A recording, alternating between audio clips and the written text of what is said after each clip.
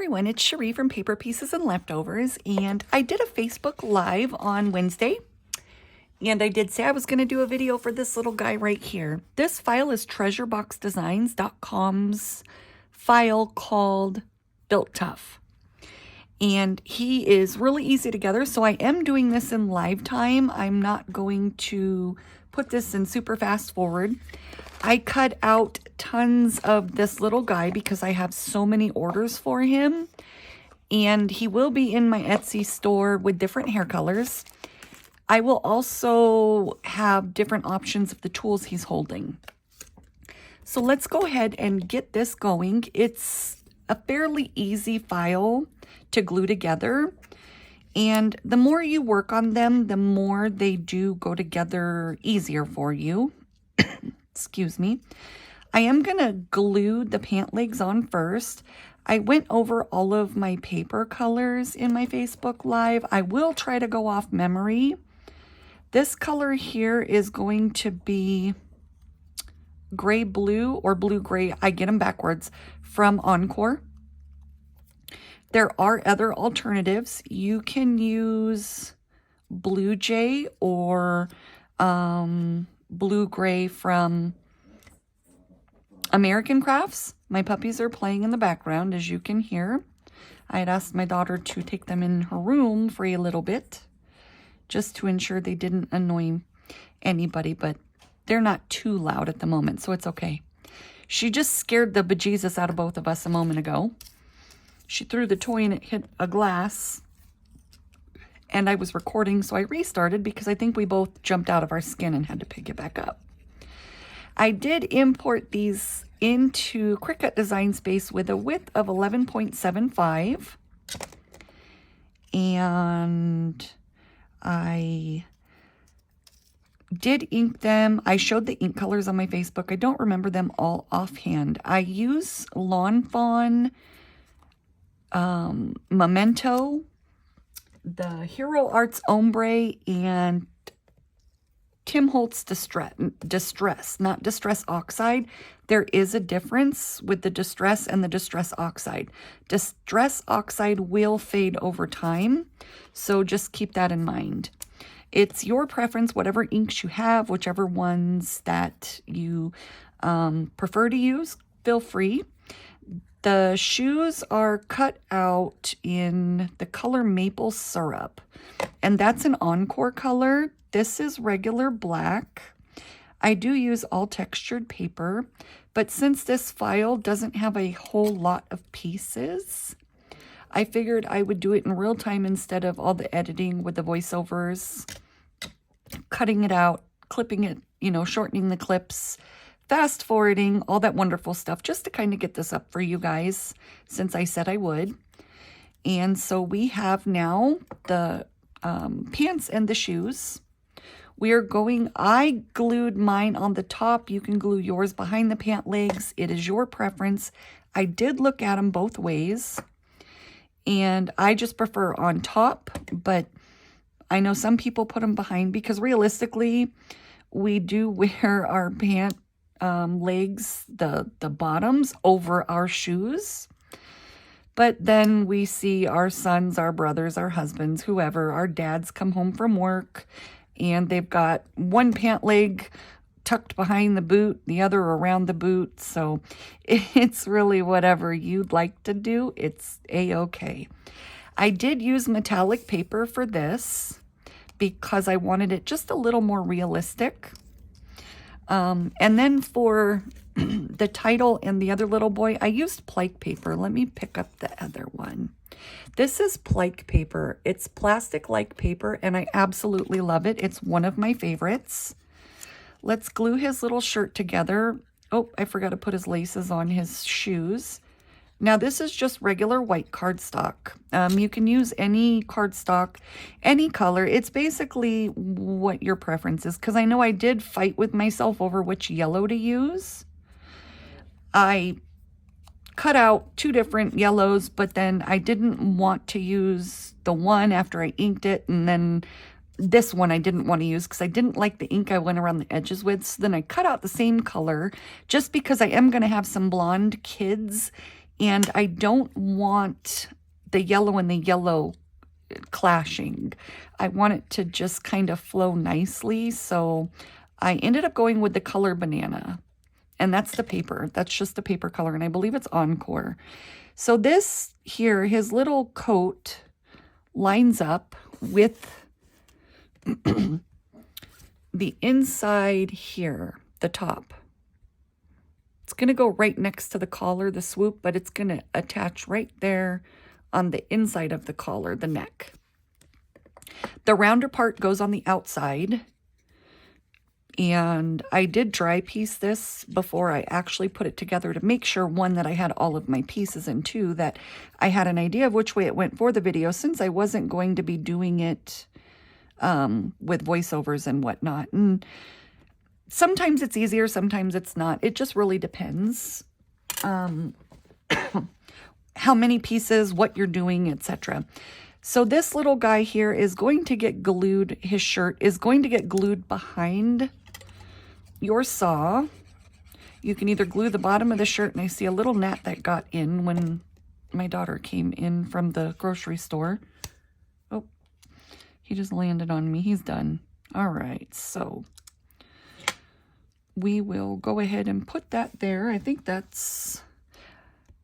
it goes a little bit further down, but it's okay. It doesn't really matter where you place him. I'm just trying to think of when I mail him out the easiest way. So let's go ahead and glue his pants on. And I know I always say a little bit of glue goes a long ways. I don't know, no matter how many times I mentally tell myself that we're going to use less glue, I still use a lot. Now, the other thing is, I was showing the girls that were in the live, this pair of pants actually come attached like so, and I cut them. I just went right down the seam and cut down where they're attached here and right here. I snipped it. And it was more so that way I could get into this part on inking it. I could do it with a pom-pom, but I just figured if they were separated, I was able to give the inner part a little bit more detail. And 2 pieces for me, because you're going to see knees that aren't attached in real life, so I did it that way. But you could ink it as one piece. I just felt that I had a little bit more control of positioning and also getting the definition I wanted between the lines there. But like I said, you could do it with the pom-pom. There's no right or wrong way. I was actually showing the girls in the live for this pair, but I had already done it and they were inked, so I sliced this pair. But if you do the solid one, you could cut down the middle on both here. Just go straight down. And that's if you don't have a pom-pom, so you could get between the legs. That's the purpose of me showing that in the other Facebook Live video. That's all it was. It wasn't necessarily for these, but it was for those who didn't have pom-poms, what was going to be another route if they were ordering pom-poms but didn't have any yet. And that's what I came up with, just to kind of get them going in the right direction. For the laces, so I ended up not inking these with a pom-pom because I wanted them a little darker so they stood out on his boot a little bit more. And what I did is I just took my ink dauber and I pushed it straight down onto his laces. I just went straight down a couple times to ink it all to get them darker than the shirt. And that was just something I wanted to do, but you can sit there with a pom-pom and go ahead and ink them individually. That is absolutely fine. I just wanted my laces a little bit darker and I didn't want to have to keep switching the mats. All right, he does have arms. Let's find them. Let's glue his arms on behind his body.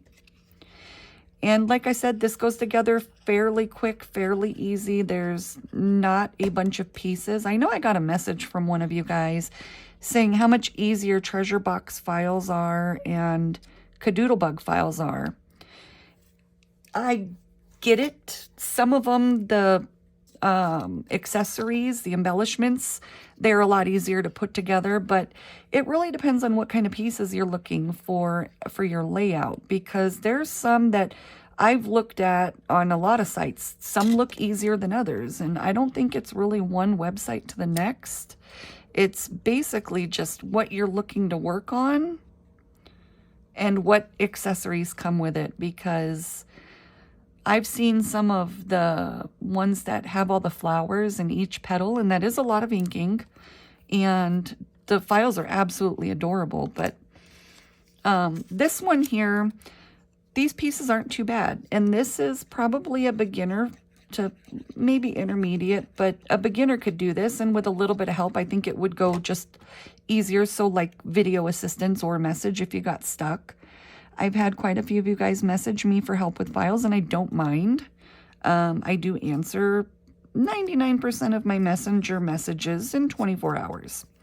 Pretty quickly, unless I got, you know, my camera recording and my phone charging and then get sucked into one of the many series I watch. So this is going to be the brim of his hat. I did the middle part to the hat. That goes down first, and then your brim's going to go on. And then the hat gets glued onto the hair. I do my faces because they do take so long to do. If you're going to do your face, you can do it first. It doesn't matter at what step you do it. Just don't glue the hair down until you place your eyes, because you may want to adjust where your eyes are going to be placed. And this hat actually lines up with the flat part of the hair right there. Right in the middle. The bottom of your hat is going to cover that. And I gotta work fast because art glitter glue is not forgiving. There we go. So what you'll want to do is figure out where you want your eyes and your hair, and then put your eyes on and trace them, because there is not a whole lot of room no matter which eyes you use. I know this set of eyes I did in Cricut Design Space using circles and teardrops, but her eyes that come with this file are so cute that I was debating which ones to use. Honestly, I didn't know which way to go, but I love the teardrop eyes, so it's kind of hard for me to pick sometimes, so I go with what I'm comfortable with. But definitely place your eyes before you glue the hair down, because you want to make sure that you have enough room between the bottom of the hair and the top of the eye. And we're going to go ahead, and I don't know how big his head is compared to the hair, so I just kind of got carried away. And that's fine. So I detail him off camera. He will be posted with all of his little details, the shading and highlights, on my Facebook, just because I'm getting ready to post the final set and start inking the other ones. And oh yeah, I went way overboard with that, but that's okay. It dries pretty quick, and it dries clear, and it's not sticky. It's art glitter glue. So let's go ahead and put his neck on. And I am just so happy to finally be back in a good mental place. I got so much work done, you guys. I'm so proud of myself. I haven't worked this fast in a long time, and I got a lot done. Last night, I cut out over 60 little characters. I mean, I've really been on the grind, and it's just my husband he checked into my life. He's so cute. He's like, I just want to tell you I love you, and your work is amazing. But my husband, he's just a good guy. I can't really complain about him. He's out there. He's going to be home soon. So you guys might not see me he'll be home for 8 days this time finally. So I can be greedy with my time with him. Yeah, that's a little rough to let dry. Let's do it this way. I don't know. It's always the head. I have to give it long enough to grab and dry. But that little neck holds the head on, which is fine because your art glitter glue is going to hold it. You just want to let it dry, but not to what you're working on kind of thing. It's good. I'll let it finish drying. So now the wrench, same thing, metallic paper. His hair is the only thing that I went lighter with that I didn't mention. That color is walnut. And I don't know the brand. I want to say it's an Old Basil. I'm not sure because I'm down to my last few pieces and it has the strip on it like Basil does. I really want to say it's Basil because it's got the little strip that runs along the end with the barcode. And I believe that's basil, if I'm not mistaken. So look up basil walnut if you want that brown. I think I have it next to me. Hold on. Let me see if I can just show you guys the difference here. Give me a second. All right, so this is maple syrup, and here we go. Yeah, I want to say it's basil, but here's the difference. And this is just because I'm cutting out so many, and then I tear this off and change them to peach and keep going. But it's a very slight difference, and you can cut all of it out in one color if you have one over the other. But maple syrup is darker, and walnut is a little lighter.